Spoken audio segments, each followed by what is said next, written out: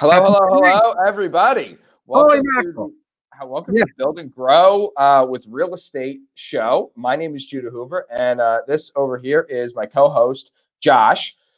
You can tell he was here before me today and ready and set up, which is why he is on that side of the screen and I'm on this side of the screen. My name is Judah Hoover. My name is Judah Hoover. I'm an executive with Slate House Group. We are a full-service real estate company. I was previewing a 3-unit building this morning that a friend of mine is listing. That's going to be an awesome house hack. I was up until the wee hours of the morning negotiating with a seller on a property that I've got like 3 full price offers. We're competing back and forth on, having lots of fun. The real estate industry is really awesome right now. Tons of leads coming in for the property management business. And that's really cool. I had to tell a client yesterday, she was like, I'm so sorry to be texting you at 10 o'clock at night and doing this and doing that. I was like, dude, real estate never sleeps. I Call know. me anytime. Text me anytime. Like Josh, I work all the time, but also like if I'm at work and Josh is like, hey Jude, I'm in town. Want to go grab coffee? Absolutely. Like I can just get up and go. You know what I mean? Like I work when I should be playing and play when I should be working. And so therefore, like I'm always down for anything. I love what we do for a living. It's awesome. Well, it really is. And right now, the real estate industry is really interesting. I think right now we're in a time when if you're going to buy, if you're looking for a house, and the market's really hot, it's really difficult. If you're looking to sell, no kidding. If you're thinking about selling in the next 6 months, now's the time. So Right. I had a conversation with my in-laws over the past weekend.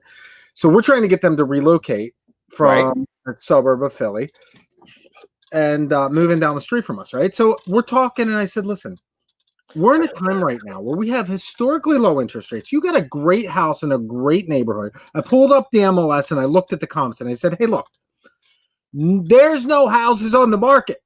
Like there's nothing there. Right. And there are definitely buyers. Days on market are like below 15. Here's where you should price the house. It was about $50,000 more than they anticipated selling for. And I said, it's not going to be like this forever. Right. So if you're looking at selling your house, you're thinking about it, call Judah. I mean, I know, in fact, full disclosure, right before we jumped on the air, I asked you about a house that I'm looking to buy. I'm not an agent. Judah is. He said, hey, look, this is a listed property. I'm thinking about putting an offer on it. Can you set up a showing so we can go out and see this place? And if you're looking to sell your house, call Judah. I appreciate that, my friend. Who the heck are you, and why should people be listening to you, Josh? My name's Josh Weidman. I have been a real estate investor since December 2006. I bought my first property. Since then, I've been involved in all kinds of real estate deals, everything from wholesaling, flipping houses, rental properties, turnkey investments, property management, the whole 9 yards. In February, we opened an office right here in Central Pennsylvania for Hard Money Bankers, and we are actively lending. Hard Money Bankers is a direct lender, which means that we can underwrite your loan on the same day you contact us. We can give you an approval, and that's not an approval like if this happens and if that happens and if you send me 15 reams of information, we are very low red tape, which means I'm going to need some basic information about you. I'm going to need some basic information about the property. I'm going to need contact your title company, contact your insurance company, and we can close.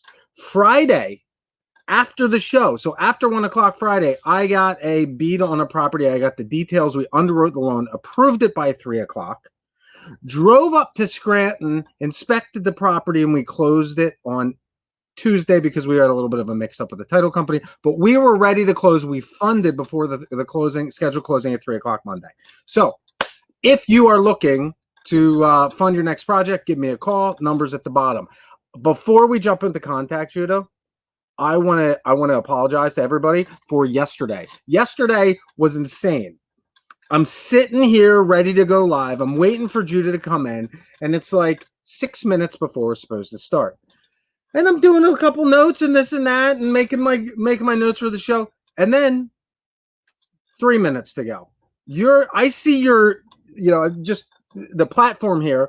I can see Judah's little face coming up here on the bottom before we jump on the screen. And as soon as it starts phasing up, my lights start blinking, and then all the power goes off. So literally 3 minutes before the show yesterday, we couldn't get on the platform, couldn't get access, and had to cancel. Without further ado, Yeah, I think that's okay. I mean, Josh, how long have we been doing this show? 3 months now? I mean, it started out, we did it 2 or 3 times a week. That's right. And quickly, within about 2 weeks, we transitioned to a weekly show. We took Monday off kind of as our 4th of July holiday break. But other than that, we have been coming to people every day, delivering awesome content. By the way, keep on praising us, keep on thanking us, keep on telling us how much you love the show, because it very much means very much to us. Yep. And this week's content is because we had recently been getting a lot of questions about subject 2. Yeah. And so we touched on subject 2 a little bit earlier in the week. We're going to dive in deeper today. We're probably not going to do a news roundup on Friday and just continue doing content. Josh and I have to finish making that decision totally. I've been saving news stories since Monday. There's so much. All right, well then that's fine. Then we'll just keep on doing. We'll do a little column A, little column B. That's fine. If you want to continue doing new stuff on Friday. I want to respond to Jeremy. He says, "Do you have any idea what I got to go through to tune in?" Listen, we really appreciate it. I can't tell you. I had about 5 people private message me from Facebook yesterday saying, "Yo, what happened to the show? I had to work and I was looking for the rebroadcast, and like, what happened to you guys?" Yeah. And I just love the loyal viewership that we have here, the people that are really interested in hearing what we have to say, and love the kind comments. So I mean, look, without dragging it on here, let's jump in. You just mean a lot to us is the thing. I've run a real estate investors club in Harrisburg for about 13, 14 years now. I have about 100 people who show up to my monthly meetings. Josh, you've been there. I have about 1,800 people on my email list that I email stuff out to and have conversations with. And, I really, really appreciate everybody. And you mean a lot to us, and we thank you very much. We don't take your viewership or your interest or your appreciation of this show lightly. It's a give and take. It's a two-way thing, and we appreciate the heck out of you guys. We really work hard at making sure that we're providing good content that actually matters. That's not fluff. That's not stuff that you're gonna, that's pie in the sky stuff, but things that you can easily implement and quickly. Yeah. So, without further ado, I know. Sorry, there was some sound buzz thing. Yeah, I'm not sure. I've got that voice that sometimes Unfortunately, so do my kids. Right. So anyway, let's jump in here. I'm gonna share this screen here. Yeah, usually you have the screen already up there and ready to go, and goodness, there we go. I forgot to send you the link. I was panicking the last second, right? Yeah, exactly. So what we're talking about today is kind of the overview of the subject 2 process. You kind of got to know, whenever you're learning something, it's good to know where you're going, and then how you're going to get there. So first you want to know where you're going, then you want to know how you're going to get there, then you get in the car. Yep. So a lot of people, they get in the car and start driving without any clue of where they're going, or maybe they have a vague idea where they're going, but they also don't know how they're going to get there. So I broke it down, the subject 2 process, into 4 main steps. Sometimes there's another meeting or 2 in there. Sometimes there's another phone call or 2 in there. But basically, there's 4 milestones that you touch on, and specific things that you want to accomplish in each one of those milestones before you move on to the next. That's right. All right. So, yep. All right. So let's look at these milestones.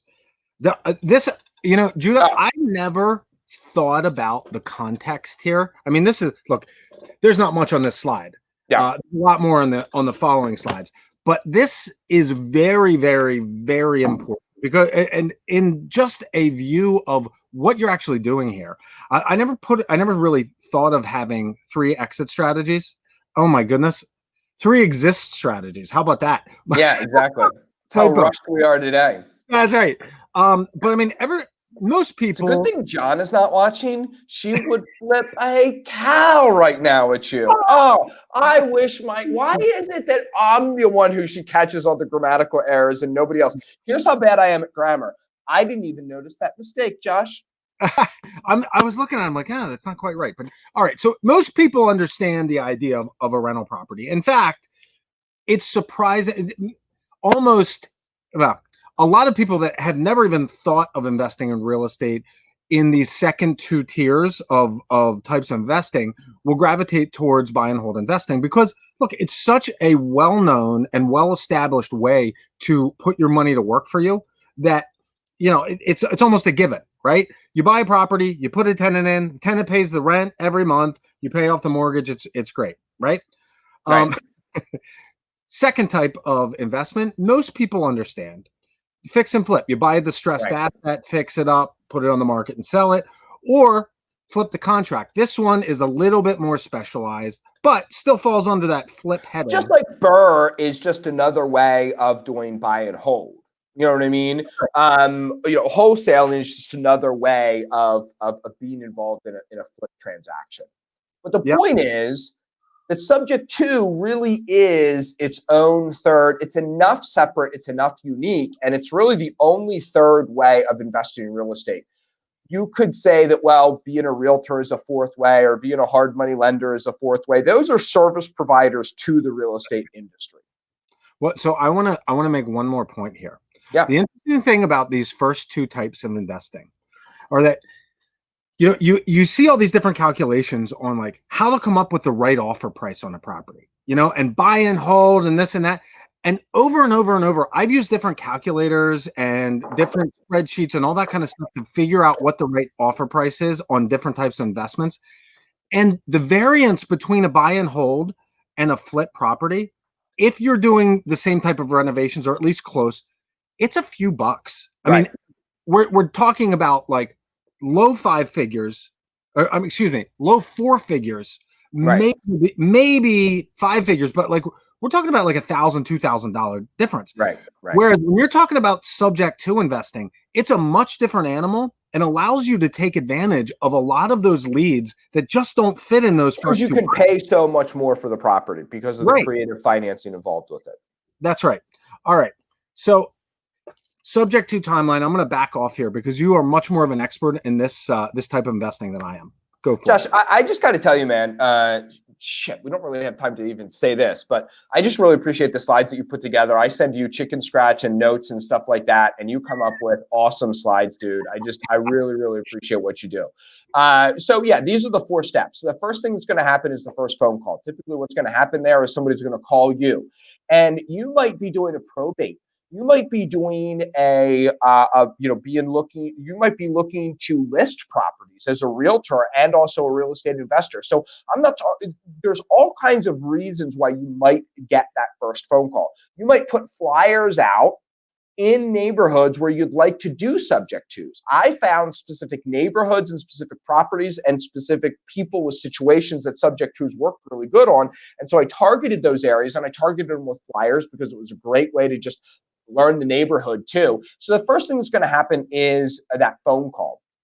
The next thing that's going to happen is the first meeting. You're going to go out and sit down with people. Then you've got, I call this your homework, right? You're going to get some stuff at that first meeting. You're going to go do some homework, and then the next thing that happens is the closing. I'm guessing you've got more slides with each of these 4 broken down, or is this my only slide? Say that one more time. I mean it's broken down. I'm sorry. Okay. I'm like, dude, you keep on rocking and rolling. You produce the show. Next slide, Mr. Producer. All right. So here's what happens on that first call. You want to find out. I've never been a wholesaler or a buy, fix, and sell guy. I mean, I've been more subject to than anything else, but I've always called myself a transaction engineer. And what you're going to do is on that first phone call, you're going to identify, because of somebody's lack of equity in the property or overall lack of motivation, you're going to identify them as somebody who could potentially be a subject to individual. And you want to find out how motivated they are. Like somebody might, not want to sell their house to Josh for 60 cents on the dollar. And they might even say to you that they've talked to a bunch of Joshes on the phone, cash buyers. And they're like, I figured I'd call you, Jude. I saw your bandit sign and I gave you a call. Are you one of those guys that just is going to come in here and steal my house? And, don't you understand it's $100,000 house and I owe $85,000 on it? Oh, okay. Well, Mr. Home Seller, tell me a little bit more about your situation. Why are you looking to sell? Well, my wife left me and I want to move back to my home, my family down in, Daytona or whatever the case may be. There's going to be some motivation, but maybe not super duper motivation. Well, go ahead, Josh. The thing that I wanted to touch on here is a lot of times you have big motivation from a seller, but not the ability to sell. Right. Probably what? Those are the best ones too, by the way. 30 to 50% of people that call you have motivation and like they fit in that box. But then of those 30 to 50%, maybe only 20% actually fit those first two categories. They might even be special. They could also be specially motivated because every other, they've talked to 3 or 4 We Buy Houses people, and those 3 or 4 We Buy Houses people have each told them, no, you don't have enough equity for me to, steal your house with a low ball cash offer. Right. So every no that they've gotten from other investors could actually make them more and more motivated, more and more interested in what it is that you're looking to do. And I love it when deals have less than 20% down. I love doing, less than 20% equity. I love it when there's only 10% equity or 5% equity in a deal, because I can create the equity. If it's $100,000 house that I buy from Steve, I can sell that. Let's say Steve has a house for $95,000, right? And Steve tells me on the first phone call, the realtor said because of 6% sellers, realtor commissions, and because of 1% transfer tax, I'm going to have to bring $1,000 or $2,000 to the table, even if they don't need any seller's assistance. I don't have $1,000 or $2,000. I can say, and so what I can do is I can buy Steve's house for $95,000 and then sell it to Taz for $105,000. And I've created $10,000 worth of equity in that deal. Yeah. Plus, I'm going to get monthly cash flow on it. Plus, I'm going to pay down the principal while we're there. So I look for deals that only have razor thin equity. I love those deals. And if you can, and what you're looking to do on that first phone call is identify those deals. And then you say this. This is what you say. Steve, I have a question for you. This is powerful. This is powerful. You guys should be writing this down. Steve, I have a question for you. Would you sell your house to me for what you owe on it? If you could just walk away from the settlement table without owing anything, not getting a check, but not writing a check, would you sell your house to me for what you owe on it? Yeah. Great. Consider your house sold. I need to gather up some information from you. Can I come and see you on, this is Thursday night. So would Friday afternoon at 3:00 work better for you? Or would Saturday morning at 10 work better for you? Yeah. You know what I mean? So consider, so you book the appointment. Now listen, guess what? I have nothing going on Saturday, and I got nothing going on Friday, but I gave them 2 times. And if they're like, I can't do Saturday morning at 10, can you do Saturday morning at 11? Okay, well, if I can free some stuff up, if I can move my schedule around a little bit, would Friday morning at 11 work for you? So if I can, would you? Right. And then when they say yes, so they've told me 11, I've backed into getting a second and third of commitment that 11 o'clock on Saturday morning we're going to meet, or whatever other time we're going to meet. So that is just outside the box sales negotiation, not necessarily germane to this phone call, but that's how you book that appointment. You have something you want to say? Well, yeah, most people are indecisive. If and you'll notice this. In fact, if you pay attention, you're hanging out with your girlfriend or your wife or whatever, and what do you want to do for dinner? Hopefully not both at the same time. What's that? Hopefully not both at the same time. Hopefully you're not hanging out with your wife and your girlfriend at the same time. They would have to be rather open-minded individuals for you to pull. I got one of those. That's it. Right. I don't understand people who want to complicate their life by having more than one significant other. It does not make sense to me. So, besides the whole being a moral thing, think about those conversations though. It's very uncommon for people to be very decisive. So instead of say, hey, when can I come out and see the house? It's like an A-B choice. Both of them work for you. Would Saturday at 10 be good? Or would Monday at 3 p.m. be better? Right. A or B.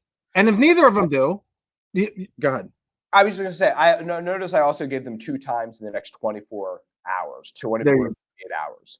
I didn't well, say when's a good time for you. Well, let's see. It's already Friday, so you're probably booked Friday. This is what they're thinking. It's already we're already afternoon on Thursday, so they're probably booked on Friday. He doesn't want to come out and see me on a Saturday, and I've got church on Sunday, so maybe Monday, Tuesday, but let's just bump it out to Wednesday a little bit. Can you come on Wednesday?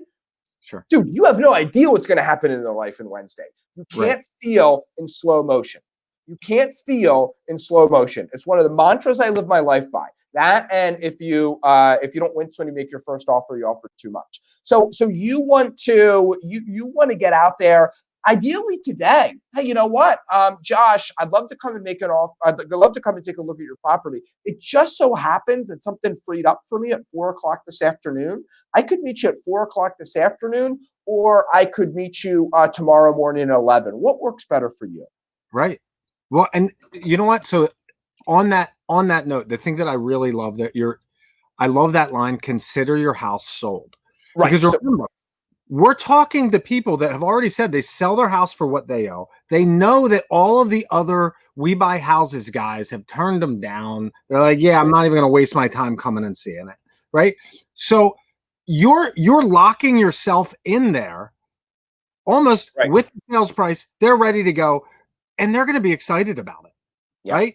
So boom. All right. First phone call. Next, we've got your So first. hold on. The only other thing that you want to do during that first phone call is you want to say, "Hey, Josh, remember when you closed on your house and they gave you that packet of information, the title company? It was like a big white packet, and you probably shoved it in a closet or a desk someplace, and you haven't even touched it since then. Um, just grab that for me. Just go ahead and grab that. Also, does your mortgage company do you pay the mortgage payment on? Do they send you a monthly statement in the mail, or do you do that online and they send you an email? How does that work? Okay, well, great. Well, have your most recent mortgage payment. And listen, Josh, I get it. It's July. Maybe you don't have the July one. Just give me just one from the past 2 or 3 months. Give me your most recent one that you can put your hands on. That's So right. I'm not asking them to kill themselves, finding the most recent mortgage statement or anything like that. So um, anyway, so because what I want is at the settlement table. You can go to the next slide. When I'm there at that first appointment, I want to see the deed. I want to see who's on the deed, and that'll be in that settlement packet from the title company. I want to see, are they behind any on their mortgage payment? It'll say on there, what are they behind? It'll say on there, what are they? Is it a 30-year fixed mortgage? I can tell that by looking at the settlement papers, whether there's an adjustable note rider attached to it or not. Are the taxes and insurance escrowed? Dear Lord, please let the taxes and insurance be escrowed. Because if I have a 30-year fixed mortgage with taxes and insurance escrowed, I don't care if there's no equity in the house. I don't Right. care if it's a $100,000 house and I'm buying it for $99,500. I'll do that deal all day long and twice on Sunday. If you guys come across any of those deals and you want to get me involved with them, you just let me know. I'm very interested in those. Talk to Taz, talk to Taz. Talk to my boy Anthony Moore. He will tell you that I helped him structure some subject to deals and we made some great stuff happen. So you're trying to do 4 things at this first appointment. You're looking to build rapport. Now listen, I'm 41 years old, and so I've learned a thing or two in my life. When I was in my early 20s, I didn't understand when people said the first 3 to 5 minutes in the house, don't talk about what you're there to sell. Whether you're there to sell Craftmatic adjustable beds, or you're there to sell replacement windows, or you're there to buy the house on a subject to or a wholesale deal, the first 5 minutes you're in the house, don't talk about what you're there to sell. Now, Josh, guess what that means? The first 5 minutes you're in the house, don't talk about what you're there to sell. Talk about the Yankees poster that you see on the wall. Talk about the grandkids. Talk about how, their grass looks green, even though everyone else on the lawn, on the block looks dry. Do they water it, or what do they do? Or my, that's a nice blouse. Tell me more about it. Did you just recently get it? You want to talk about anything for 3 to 5 minutes. You're looking for points of, don't walk into a house if you're, a peacenik, granola eating, tree hugging liberal hippie and say, "Oh, that's a nice 4-point deal you have on the wall. I like hunting myself." You can't do that. You It's have got to to be be. genuine. It's got to be authentic. It's got to be genuine. But the first 3 to 5 minutes you're in the house, don't talk to them about what it is that they're interested that you're there to sell.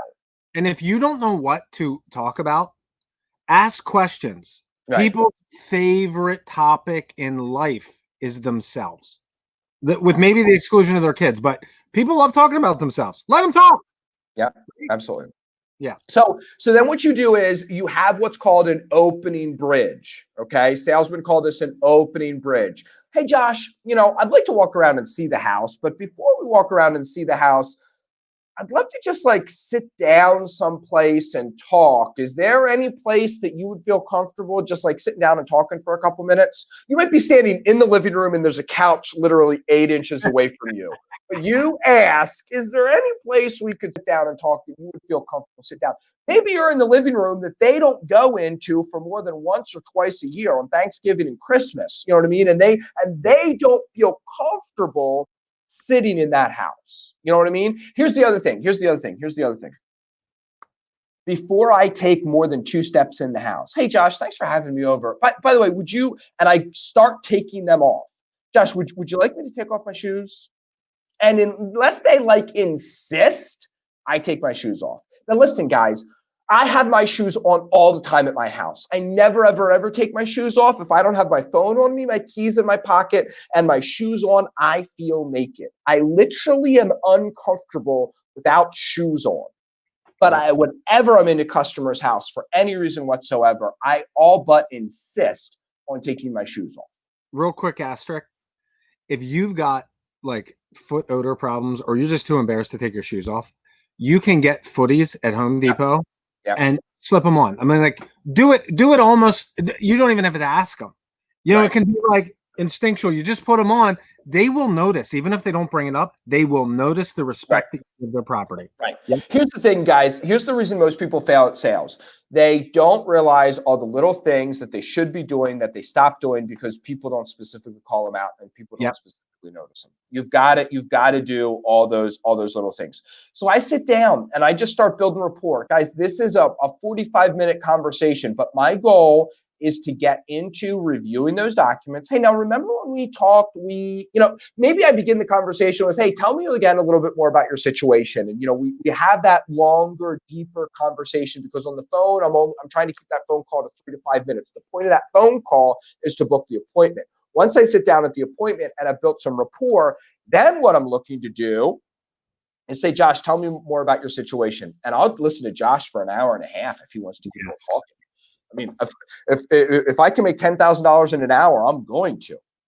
And if I can listen to Josh for an hour and I make $10,000, fabulous. So what I do is I build rapport. I listen to Josh. I find out about his situation, and then maybe I go into my credibility kit, which I do not call a credibility kit. My non-credibility kit.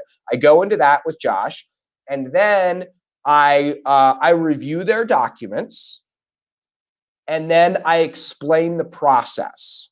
And I say, listen, Josh, here's the situation. I mean, I see now. You told me you talked to 2 or 3 home buyers and they were making you lowball offers of $60,000 and you were going to have to bring $30,000 to the table and you didn't. And I told you that I had a way that I could make this work. I see now what's going on. See, most home buyers, they can't work with a situation like yours, but I can. And if you deed your property over to me, I can begin making the mortgage payments and you can just move on with your life. Yep. So you have to explain that, and there's a way to get into it and everything like that. And we'll talk about that later. And one of the questions that they're going to say is, well, what happens if you stop making mortgage payments? And you can always say back to them, well, Josh, let me ask you a question. Your wife left you. You've talked to 3 people or 4 people or 6 people. You've gotten the perception that pretty much nobody has the ability to pay you cash for your house, and a realtor is going to make you bring $3,000 to $5,000 to the table, and you want to get to Daytona Beach. How many more mortgage payments can you afford to make, if you don't mind me asking? If we don't come to an understanding and agreement, how many more mortgage payments can you afford to make? Like 3, 4, 6? 2, whatever the number is. Okay. So you can afford to make 4 more mortgage payments. So let's say I'm a dirty, rotten rat fink. As long as I make 5 or 6 mortgage payments before I totally screw you, you're in better shape than you are right now, right?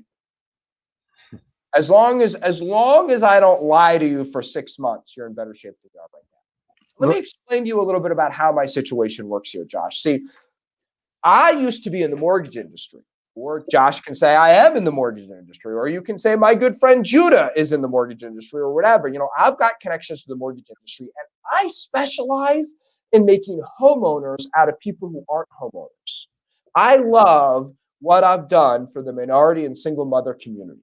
I tell people that. I love what I've done for people with damaged and banged up credit. I make homeowners out of people. Creating homeowners is what I love to do. I consider it my patriotic duty. I love it. So I'm going to find somebody who is going to rent your property with the option to purchase it. And I am going to get them cleaned up in 1 to 2 years, maybe a little more, maybe a little less. And they're going to buy your property from you. And what's going to happen is I want them to buy it as soon as possible, because Josh, what happens is I buy your property with the existing mortgage on it, which you don't really have any equity right now. I sell it to them for a little bit more than that mortgage. So I get into this property with very little of my own cash. But I create equity by working with them and fixing their situation. And then I get a payday, of $6,000 to $7,000 to $10,000 to $15,000 at that point. So what would happen, Josh? I mean, you don't go to work Monday through Thursday and then call off on Friday when they're paying you on Friday, right? Now we do direct deposits. That's not really even a good analogy anymore. But people work Monday through Friday and they show up on Friday to get the paycheck, right? Yeah. I'm going to manage these people and get their credit cleaned up. And believe me, I want Friday to be here as soon as possible. So they're going to buy the property from me. And at that point, we're going to pay off your mortgage. So It takes a lot longer than that. You answer risk versus benefits. You talk to them about, hey, Josh, have you thought about renting the property yourself? My buddy Jude is a good loan officer, or a good property manager. Property manager. Woo! My buddy Jude is a good property manager, and he could rent this property out for you. No, I don't want to rent. Oh, why don't you want to rent? Well, I heard you have to, they can, 2 a.m. toilet calls. Yeah, that can be a problem. Don't sell them into renting the house. Don't tell them that I got an awesome type, repair and maintenance team that'll take care of anything for them. You know what I mean? Agree with whatever bad things why they don't want to rent the place. So, sure. So you're just looking to, does that sound like an option that'll work for you? They're going to say their attorney needs to look at everything. Oh, okay. I have a question, Josh. Those 4 mortgage payments that you said you could make? I'm guessing you want your attorney to look at this stuff because you can make 2, and then your attorney's going to make 2 more. That's how you came up with 4. You make 2 payments, and then your attorney's going to make 2. Oh, your attorney's not going to make 2 after you make 2. Oh, you're going to make the first 4, and then he's maybe going to make another 1 or 2 after that. Oh, your attorney's not going to make any payments at all? Oh, okay. Let me ask you a question, Josh. Then when your attorney says, no, this isn't a good idea, and you shouldn't do this, what are you going to do? Well, I'm probably still going to go ahead with it. Okay, that's what I mean, people are like, oh, I want to talk to my attorney. Well, these are legal documents. I tell people right up front, just like Steve said here, you know what I mean, earlier about hitting people in the face with the truth. Yeah, great. I want you to talk to your attorney. Your attorney's not going to like this, and your attorney's going to say no. What are you going to do after that? That's right. Well, that's right. And look, I have looked at countless deals, and every single one that I've turned over to my attorney to review the documents or review the situation, guess what he says? You shouldn't do this, Jim. I don't know about this one. Right. I don't know about this. This looks a little shaky. I don't know about, all these things can go wrong. Now, that's not to say, there is some legitimate liability that you're taking on here. Because guess what can happen here if you don't make those payments? Right. You get sued. You can. Steve has a great question here. This is another way of saying it. Oh, that's great. What options are your attorney going to be able to provide you for making those payments? Remember, what I'm telling you is you can make no more payments. Now, there's a way to structure this. Maybe they give you a little bit of cash. Maybe you give them just a little bit of cash. Maybe they move out. If I'm talking to somebody right now on July 9th, I would say, Steve, now listen, I have a question for you. Or excuse me, Josh, can you move out by July 15th? Can you move out by July 20th? And can you make that August 1st and September 1st mortgage payment for me? Can you just make two? Because if you listed your house today, you know that you'd have to make at least two more mortgage payments. Sometimes they ask for three, sometimes they ask for two. I always am willing to negotiate down, but guess what? It's always going to be no until you ask. So sometimes I actually have somebody move out on the 20th and I have somebody move in on the 30th, and then I get two rental payments while the home seller is still making the two more mortgage payments. Talk about a way to juice the cash flow from a deal. So there's all kinds of great ways. You have to figure out what can this property rent for versus what's the mortgage payment. We don't have time to get into any of that today. I could spend an hour and a half talking about just the first appointment. So let's cut this off today. Okay. And we'll pick it up either tomorrow or Monday. You and I can with what the homework is. So I want to get as many. Let me just say this. At the end of that appointment, I want to get a copy of the deed or take a picture of the deed. I want to get a copy of the mortgage payment coupon. You know what I mean? I want a copy of the mortgage payment coupon and I want a copy of the deed to the property. I walk out the door with those two things. One more thing that's really important here. This is the last thing on the list. And you look at this first appointment, we've got 3 headers with a ton of notes in between. And then the last thing on the list is look at the property. Now, this is not the least important thing on this list, but you can't get to the point where you're looking at the property until you have all of the other boxes checked. Don't waste your time spending an hour digging around the property and doing all the inspection, all that kind of stuff. If they're never going to go for this, if they're like, yeah, get out of my house, I'm not interested. 90% of the time, these are pretty houses in pretty neighborhoods. Right. 90% of the time, you're talking about a tract belt home that was built, 15, 20 years ago, and you're going to know about it, especially if it's in your market. If, the stucco in that neighborhood is really bad, or, they did the foundations wrong and, they get a lot of water in their basement or whatever. When you're dealing in 100, 150-year-old homes or even 75 or 80-year-old homes, you've got to worry about what's going on the inside. When you're doing subject to, you're mostly dealing with homes that are 15 to 20 years old, and they probably have already had the roof repaired. You've probably already had the AC replaced. You know what I mean? So you're probably in pretty good shape. And if you're worried about any of those things and you don't have $5,000, oh my goodness, what am I going to do if the AC clunks out? Spend $350 on a home warranty. That's right. So, I mean, there are ways to get around this. You want to make sure that aesthetically it's in decent shape. Right. You don't want to go and spend $20,000 in renovations on the subject to house that you're going to be losing money on. So make sure it looks good. You can clean the carpets. You can paint the walls if necessary, or it's move-in ready. That's what we're looking at. All right.